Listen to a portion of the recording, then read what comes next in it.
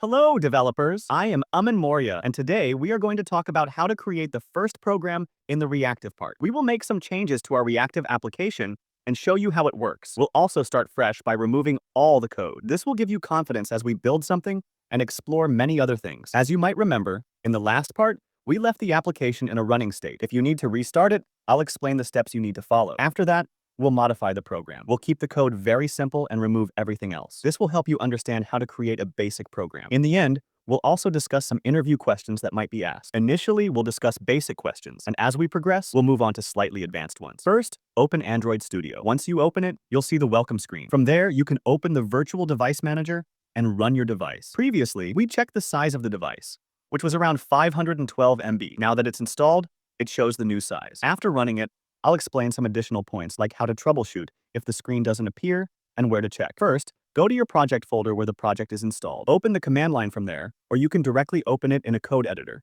Visual Studio Code. Then, run the command npx react native run Android. If your environment is set up correctly, it will run perfectly. Once your application is running, you can create as many new applications as you want. If you want to create a new application, there's a separate command for it, which I mentioned in the last part. Now, we'll create the simplest code by removing all unnecessary code and keeping only the essential parts. Just like the body tag in HTML, here we use a view tag. Inside the view, we'll use a text tag and write, "Hello, React Native." This is a small piece of content for now, but we'll expand it later. For example, you can add options like, share, and subscribe. Step by step, we'll understand the entire project structure. Finally, let's discuss an interview question. React is a library, while React Native is a framework. What is the difference between the two? This is a basic question. Let me know your answers in the comments section. In upcoming parts, we'll explore the project architecture and remove unnecessary files. Until then, if you haven't subscribed to the channel yet, please do so. Like the video and share your feedback in the comments section. You can also follow me on Instagram. The link will be available in the description box. Thank you.